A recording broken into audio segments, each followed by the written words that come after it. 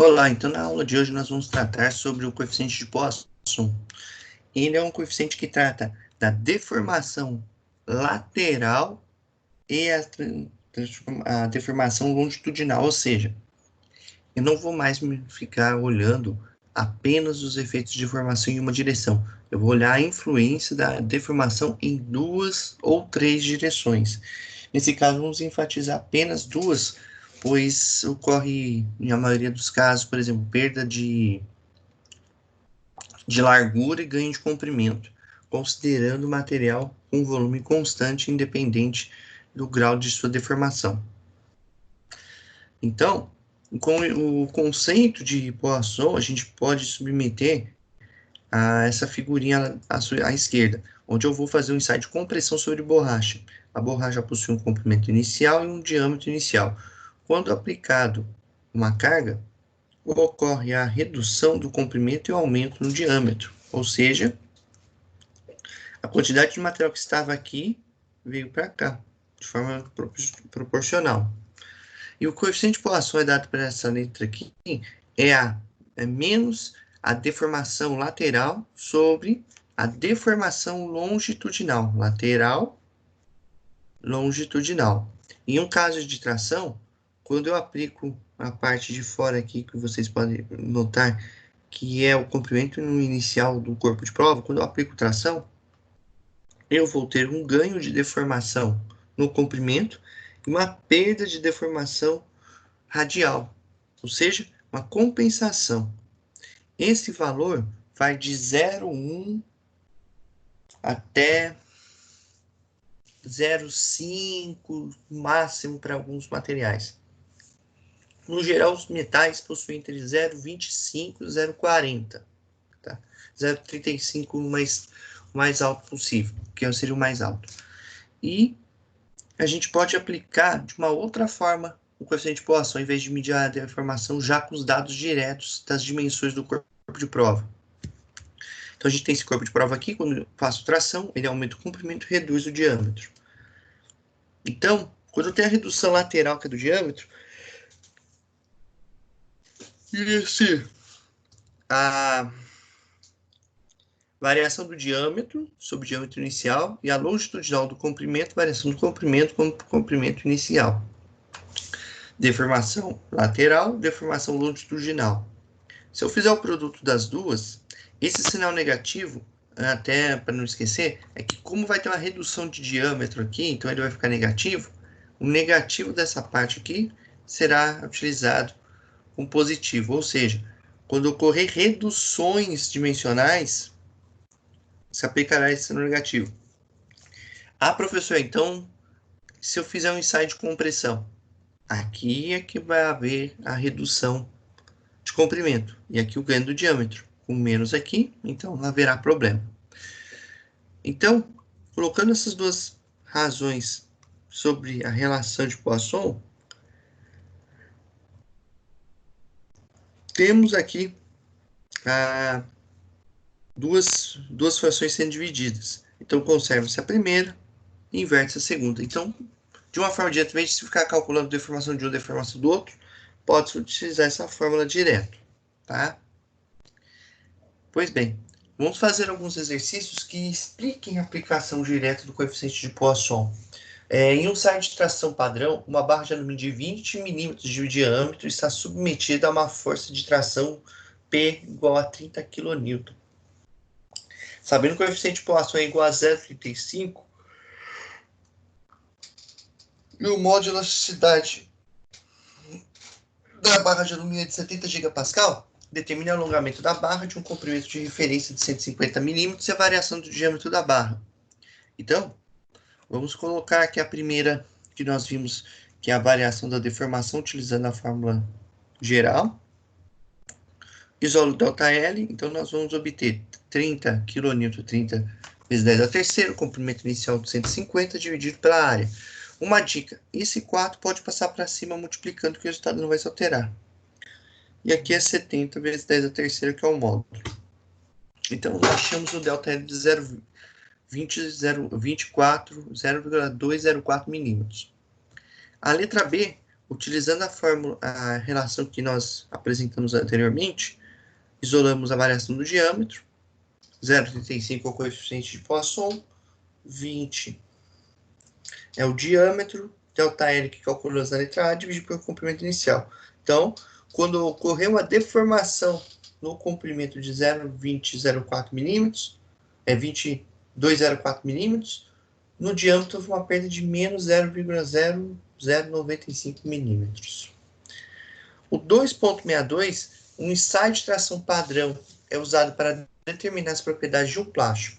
O corpo de prova é uma barra de 20 milímetros de diâmetro e está submetido a uma força de tração de 6 kN.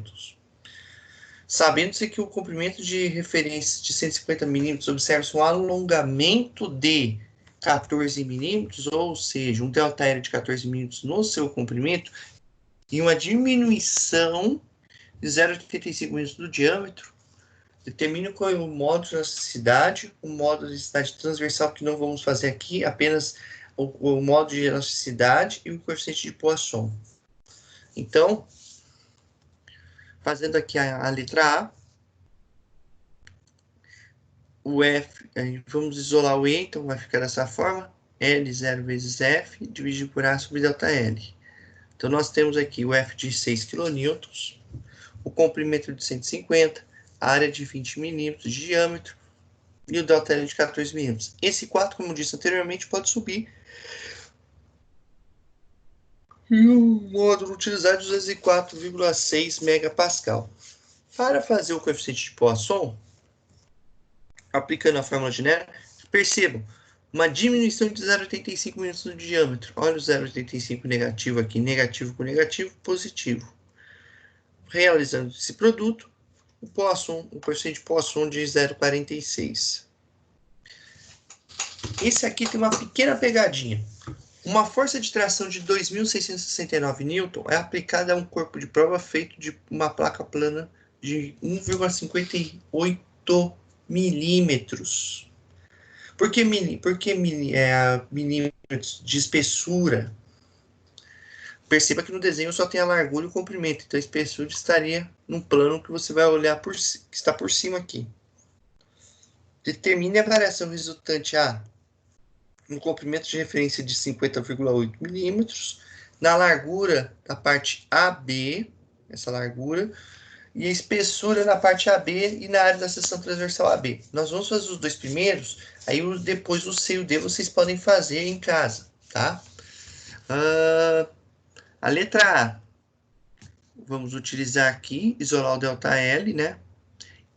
Vejam que esse A aqui não é um diâmetro, é uma peça, uma chapa plana. Então, é a largura vezes a espessura, que é a fórmula. Então, nós temos aqui, de forma equivocada, eu copiei a ponta, não há esse 4 aqui. Então, só tem essa informação que nós temos aí.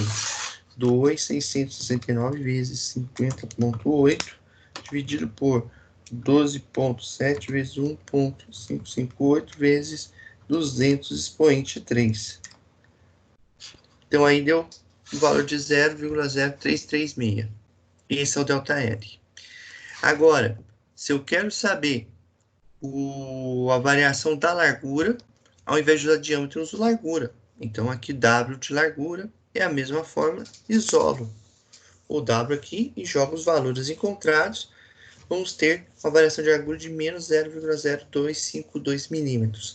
A letra C, você pode aplicar o Poisson também, usando um par, por exemplo, se ocorrer o comprimento, ocorre a redução da espessura. Então, vamos pensar, se nós utilizarmos, vai ser estirado o corpo, ou vai ocorrer a redução dessa largura, enquanto a espessura vai... Se ela for reduzindo, então quer dizer que a espessura não vai ter tanta alteração assim. Então, você pode imaginar que a espessura em relação ao comprimento poderá sofrer uma pequena alteração na sua altura. E da área é calcular Você pode fazer, calcular a variação da área antes e a variação da área depois. A área antes é 1,12 vezes 1,558. Depois seriam os Ws finais, largura final e espessura finais. O 2,65 é bastante interessante, que é o seguinte: a variação do diâmetro de um grande parafuso de aço é cuidadosamente medida enquanto a porca é apertada. Sabendo que o modo de elasticidade é 200 GPa e o coeficiente de Poisson é de 0,29, determine a força interna do parafuso quando se observa que o diâmetro diminui em 13 micrômetros. Lembrando que 1 micrômetro